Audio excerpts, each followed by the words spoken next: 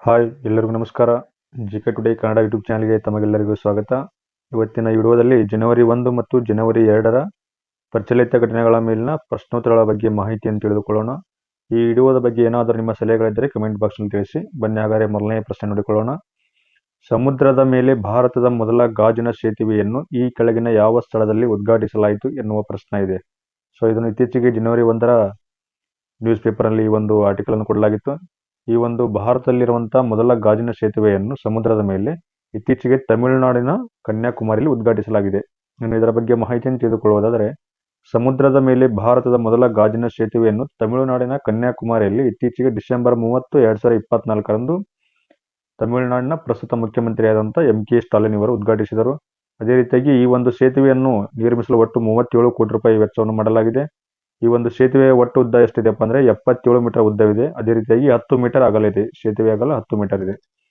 ಇನ್ನು ನೆಕ್ಸ್ಟು, ಈ ಒಂದು ಸೇತುವೆಯನ್ನು 133 ಅಡಿ ಎತ್ತರದ ಸಂತ ತಿರುವಳ್ಳರ್ ಪ್ರತಿಮೆಯನ್ನು ವಿವೇಕಾನಂದ ರಾಕ್ನೊಂದಿಗೆ ಸಂಪರ್ಕಿಸಲಾಗುತ್ತದೆ. ಅಂದರೆ ಒಂದು ಕಡೆ ಸಂತ ತಿರುವಳ್ಳರ ಪ್ರತಿಮೆ ಇದೆ, ಇನ್ನೊಂದು ಕಡೆ ಸ್ವಾಮಿ ವಿವೇಕಾನಂದರ ಪ್ರತಿಮೆ ಇದೆ. ಈ ಎರಡು ಪ್ರತಿಮೆಗಳ ಸಂಪರ್ಕಕ್ಕಾಗಿ ಈ ಒಂದು ಗಾಜಿನ ಸೇತುವೆ ನಿರ್ಮಿಸಲಾಗಿದೆ.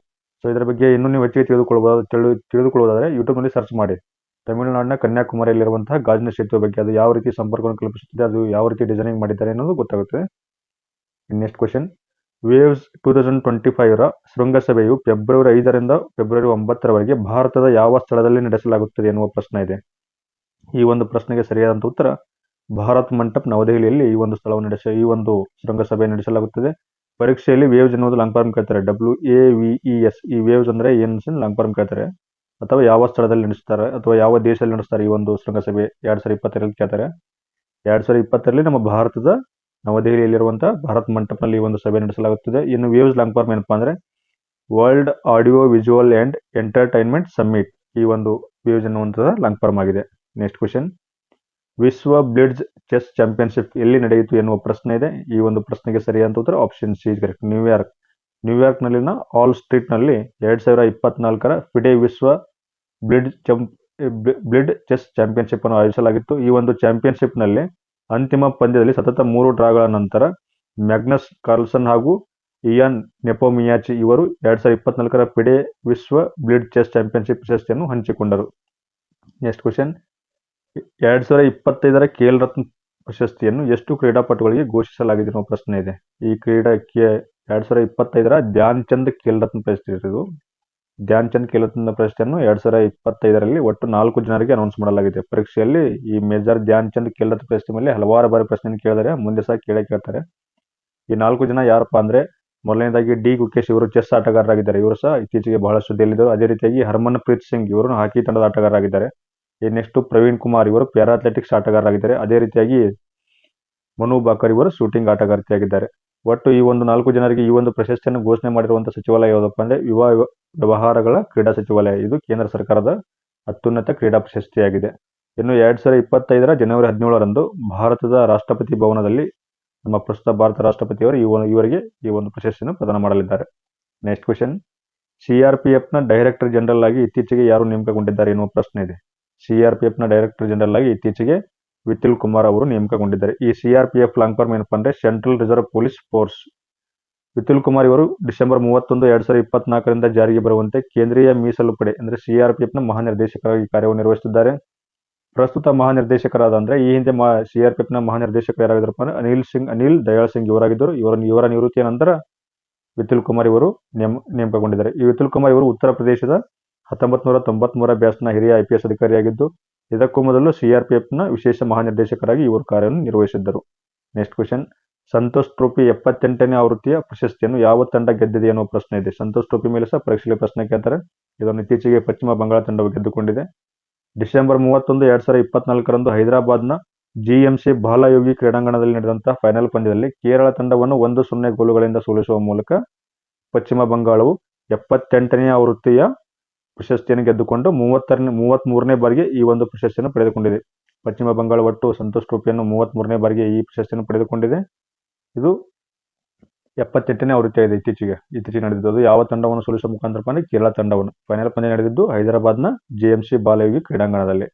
2016-17ರ ಋತುವಿನ ಕೊನೆಯಲ್ಲಿ ಅಂದರೆ ಇತ್ತೀಚೆಗೆ ನಡೆದಂಥ 2016-17ರಲ್ಲಿ ಕೊನೆಯ ಬಾರಿಗೆ ಪಶ್ಚಿಮ ಬಂಗಾಳವು ಈ ಸಂತೋಷ್ ಟ್ರೋಫಿಯನ್ನು ಪಡೆದುಕೊಂಡಿತ್ತು. ಅದರ ನಂತರ ಇತ್ತೀಚೆಗೆ 2016-17 ಇತ್ತೀಚೆಗೆ ಅದರ ನಂತರ 2024ರಲ್ಲಿ ಈ ಒಂದು ಪ್ರಶಸ್ತಿಯನ್ನು ಪಡೆದುಕೊಂಡಿದೆ. ನೆಕ್ಸ್ಟ್ ಕ್ವಶನ್, ಜಮ್ಮು ಕಾಶ್ಮೀರ ಮತ್ತು ಲಡಾಖ್ ಥ್ರೂ ದಿ ಏಜಸ್ ಎನ್ನುವಂತಹ ಪುಸ್ತಕವನ್ನು ಯಾರು ಬಿಡುಗಡೆ ಮಾಡಿದರು ಎನ್ನುವ ಪ್ರಶ್ನೆ ಇದೆ. ಈ ಒಂದು ಪ್ರಶ್ನೆಗೆ ಸರಿಯಾದಂಥ ಉತ್ತರ option B is correct. Amit Shah ಮತ್ತು ಕೇಂದ್ರದ ಶಿಕ್ಷಣ ಸಚಿವರಾದಂಥ ಧರ್ಮೇಂದ್ರ ಪ್ರಧಾನ್ ಇವರು ಈ ಒಂದು ಪುಸ್ತಕವನ್ನು ಬಿಡುಗಡೆ ಮಾಡ್ತಾರೆ. ಈ ಒಂದು ಪುಸ್ತಕ ಇದು ಜಮ್ಮು ಮತ್ತು Kashmir Ladakh through the ages ಎನ್ನುವಂಥ ಪುಸ್ತಕ ಜನವರಿ 2, 2025ರಂದು ಕೇಂದ್ರ ಗೃಹ ಸಚಿವರಾದಂಥ ಅಮಿತ್ ಶಾ ಹಾಗೂ ಶಿಕ್ಷಣ ಸಚಿವರಾದಂಥ ಧರ್ಮೇಂದ್ರ ಪ್ರಧಾನ್ ಇವರು ನವದೆಹಲಿಯಲ್ಲಿ ಅಧಿಕೃತವಾಗಿ ಬಿಡುಗಡೆಯನ್ನು ಮಾಡಿದರು. ಈ ಒಂದು ಪುಸ್ತಕ ಏನು ವಿವರಣೆ ಕೊಡ್ತಪ್ಪ ಅಂದರೆ, ಜಮ್ಮು ಮತ್ತು ಕಾಶ್ಮೀರ ಪ್ರದೇಶದ ಐತಿಹಾಸಿಕ ನಿರೂಪಣೆಗಳ ಕೊಡುಗೆ ಹಾಗೂ ಜಮ್ಮು ಮತ್ತು ಕಾಶ್ಮೀರ ಲಡಾಖ್ನ ಶ್ರೀಮಂತ ಇತಿಹಾಸ, ಪರಂಪರೆ ಹಾಗೂ ಸಾಂಸ್ಕೃತಿಕ ಸಂಬಂಧಗಳು ಮತ್ತು ಯುಗಗಳ ನಿರಂತರತೆಗಳ ಬಗ್ಗೆ ಮಾಹಿತಿಯನ್ನು ನೀಡುತ್ತದೆ. ನೆಕ್ಸ್ಟ್ ಕ್ವಶನ್, 2025ರ ಮೊದಲ ಶತಕವನ್ನು ಗಳಿಸಿದಂಥ ಆಟಗಾರ ಯಾರು ಎನ್ನುವ ಪ್ರಶ್ನೆ ಇದೆ. 2025ರಲ್ಲಿ ಕ್ಯಾಲೆಂಡರ್ ವರ್ಷದಲ್ಲಿ ಪ್ರಥಮ ಬಾರಿಗೆ ಕ್ರಿಕೆಟ್ನಲ್ಲಿ ಶತಕವನ್ನು ಗಳಿಸಿದಂಥ ಆಟಗಾರ ಯಾರಪ್ಪ ಅಂದರೆ ಕುಶಾಲ್ ಪೆರೇರಾ. ಇವರು ಶ್ರೀಲಂಕಾದ ಆಟಗಾರರಾಗಿದ್ದಾರೆ. ನ್ಯೂಜಿಲೆಂಡ್ನ ವಿರುದ್ಧ ಇತ್ತೀಚೆಗೆ ನಡೆದಂಥ 3ನೇ T20 ಪಂದ್ಯದಲ್ಲಿ ಶ್ರೀಲಂಕಾದ ಕುಶಾಲ್ ಪೆರೇರಾ ಇವರು ಹೊಸ ವರ್ಷದ ಮೊದಲ ಶತಕವನ್ನು ಬಾರಿಸುವ ಮೂಲಕ ಅದ್ಭುತ ಇನ್ನಿಂಗ್ಸ್ ಅನ್ನು ಪ್ರಾರಂಭಿಸಿದರು. ಈ ಒಂದು ಇನ್ನಿಂಗ್ಸ್ನಲ್ಲಿ ಇವರು 44 ಎಸೆತಗಳಲ್ಲಿ 13 ಬೌಂಡ್ರಿ ಹಾಗೂ 4 ಸಿಕ್ಸರ್ಗಳನ್ನು ಹೊಡೆಯುವ ಮೂಲಕ 101 ರನ್ಗಳನ್ನು ಗಳಿಸಿದರು. ನೆಕ್ಸ್ಟ್ ಕ್ವಶನ್, ಡಿಸೆಂಬರ್ 30, 2024ರಂದು ಉಡಾವಣೆಯಾದಂಥ ಇಸ್ರೋದ PSLV C-60 ಮಿಷನ್ನ ಪ್ರಾಥಮಿಕ ಉದ್ದೇಶವೇನು ಎನ್ನುವ ಪ್ರಶ್ನೆ ಇದೆ. ಇದಕ್ಕೆ ಸರಿಯಾದ ಉತ್ತರ ಆಪ್ಷನ್ ಬಿ ಇಸ್ ಕರೆಕ್ಟ್. ಬಾಹ್ಯಾಕಾಶದಲ್ಲಿ ಡಾಕಿಂಗ್ ತಂತ್ರಜ್ಞಾನವನ್ನು ಪ್ರದರ್ಶಿಸಲು PSLV C-60 ಮಿಷನ್ ಅನ್ನು ಉಡಾವಣೆ ಮಾಡಲಾಗಿದೆ. ಈ ಇಸ್ರೋದ PSLV C-60 ಮಿಷನ್ನ ಪ್ರಾಥಮಿಕ ಉದ್ದೇಶವು 2 ಸಣ್ಣ ಬಾಹ್ಯಾಕಾಶ ನೌಕೆಗಳಾದ SDX-01 ಚೇಜರ್ ಮತ್ತು SDX-02 ಟಾರ್ಗೆಟ್ ಅನ್ನು ಬಳಸಿಕೊಂಡು ಬಾಹ್ಯಾಕಾಶದಲ್ಲಿ ಡಾಕಿಂಗ್ ತಂತ್ರಜ್ಞಾನವನ್ನು ಕಡಿಮೆ ಹಾಗೂ ಭೂಮಿಯ ವೃತ್ತಾಕಾರದಲ್ಲಿ ಪ್ರದರ್ಶಿಸುವುದಾಗಿದೆ. ನೆಕ್ಸ್ಟ್ ಕ್ವಶನ್, ಟೆಸ್ಟ್ ಕ್ರಿಕೆಟ್ನಲ್ಲಿ ಬಾರ್ಡರ್ ಗವಾಸ್ಕರ್ ಟ್ರೋಫಿಯನ್ನು ಭಾರತ ಮತ್ತು ಯಾವ ದೇಶದ ನಡುವೆ ಆಡಲಾಗುತ್ತದೆ ಎನ್ನುವ ಪ್ರಶ್ನೆ ಇದೆ. ಇದು ಸಹ ಇತ್ತೀಚೆಗೆ ಹಲವಾರು ಸ್ಪರ್ಧಾತ್ಮಕ ಪರೀಕ್ಷೆಗಳಲ್ಲಿ ಈ ಒಂದು ಪ್ರಶ್ನೆ ಕೇಳಿದರೆ, ಬಾರ್ಡರ್ ಗವಾಸ್ಕರ್ ಟ್ರೋಫಿ ಯಾವ 2 ರಾಷ್ಟ್ರಗಳ ಮಧ್ಯೆ ಆಡಲಾಗುತ್ತದೆ ಅಂತ. ಸೊ ಇದಕ್ಕೆ ಸರಿಯಾದ ಉತ್ತರ ಆಪ್ಷನ್ ಸಿ ಕರೆಕ್ಟ್, ಆಸ್ಟ್ರೇಲಿಯಾ. ಇತ್ತೀಚೆಗೆ 30 ಡಿಸೆಂಬರ್ 2024ರಂದು ಬಾರ್ಡರ್ ಗವಾಸ್ಕರ್ ಟ್ರೋಫಿ ಕ್ರಿಕೆಟ್ ಆಸ್ಟ್ರೇಲಿಯಾದ ಮೆಲ್ಬೋರ್ನ್ನಲ್ಲಿ ನಡೆದಂಥ 4ನೇ ಟೆಸ್ಟ್ನ 5ನೇ ಮತ್ತು ಅಂತಿಮ ದಿನದಂದು ಆಸ್ಟ್ರೇಲಿಯಾವು ಭಾರತದ ವಿರುದ್ಧ 184 ರನ್ಗಳ ಜಯವನ್ನು ದಾಖಲಿಸಿದೆ. ನೆಕ್ಸ್ಟ್ ಕ್ವಶನ್, ಭಾರತೀಯ ಹವಾಮಾನ ಇಲಾಖೆಯ ಪ್ರಕಾರ 2024 ಹೀಗಿತ್ತು ಎನ್ನುವ ಪ್ರಶ್ನೆ ಇದೆ. ಅಂದರೆ 2024ರಲ್ಲಿ ವಾತಾವರಣ ಯಾವ ಥರ ಇತ್ತು ಎಂದು ವರದಿಯನ್ನು ಬಿಡುಗಡೆ ಮಾಡಿದೆ ಎನ್ನುವ ಪ್ರಶ್ನೆ ಇದೆ. ಸೊ ಇದಕ್ಕೆ ಸರಿಯಾದ ಉತ್ತರ option A is correct. Option B is correct. 1901ರಿಂದ ಭಾರತದಲ್ಲಿ ದಾಖಲೆಯ ಬೆಚ್ಚಗಿನ ವರ್ಷ. ಅಂದರೆ 1901ರಿಂದ 2024 ಈ ಒಂದು ವರ್ಷವು 1901ರಿಂದ ಭಾರತದಲ್ಲಿ ದಾಖಲೆಯ ಅತ್ಯಂತ ಬೆಚ್ಚಗಿನ ವರ್ಷವಾಗಿದೆ ಎಂದು ಇತ್ತೀಚೆಗೆ ಇಂಡಿಯನ್ ಮೆಟ್ರಲಾಜಿಕಲ್ ಡಿಪಾರ್ಟ್ಮೆಂಟ್ ಅಂದರೆ ಭಾರತೀಯ ಹವಾಮಾನ ಇಲಾಖೆ ಒಂದು ವರದಿಯನ್ನು ನೀಡಿದೆ. ನೆಕ್ಸ್ಟ್ ಕ್ವಶನ್, ರೋಮೇನಿಯಾ ಮತ್ತು ಬಲ್ಗೇರಿಯಾ ಯಾವಾಗ ಅಧಿಕೃತವಾಗಿ ಶೆಂಗೆನ್ ವಲಯದ ಪೂರ್ಣ ಸದಸ್ಯರಾದರು ಎನ್ನುವ ಪ್ರಶ್ನೆ ಇದೆ. ಇದಕ್ಕೆ ಸರಿಯಾದ ಉತ್ತರ ಆಪ್ಷನ್ ಸಿ ಇಸ್ ಕರೆಕ್ಟ್. ಜನವರಿ 1, 2025 ರೋಮೇನಿಯಾ ಮತ್ತು ಬಲ್ಗೇರಿಯಾ ದೇಶವು ಅಧಿಕೃತವಾಗಿ ಜನವರಿ 1, 2025ರಂದು ಶೆಂಗೆನ್ ವಲಯದ ಪೂರ್ಣ ಸದಸ್ಯರಾದರು. ಇದಿಷ್ಟು ವಿಡಿಯೋದಲ್ಲಿನ ಮಾಹಿತಿ. ಈ ವಿಡಿಯೋದ ಬಗ್ಗೆ ಏನಾದರೂ ಸಲಹೆಗಳು ಹಾಗೂ ಸೂಚನೆಗಳಿದ್ದರೆ ಕಮೆಂಟ್ ಬಾಕ್ಸ್ನಲ್ಲಿ ತಿಳಿಸಿ. ಅದೇ ರೀತಿಯಾಗಿ ಈ ಒಂದು ವಿಡಿಯೋವನ್ನು ನಿಮ್ಮ ಸ್ನೇಹಿತರಿಗೆ ಸಹ ಶೇರ್ ಮಾಡಿ. ಧನ್ಯವಾದಗಳು.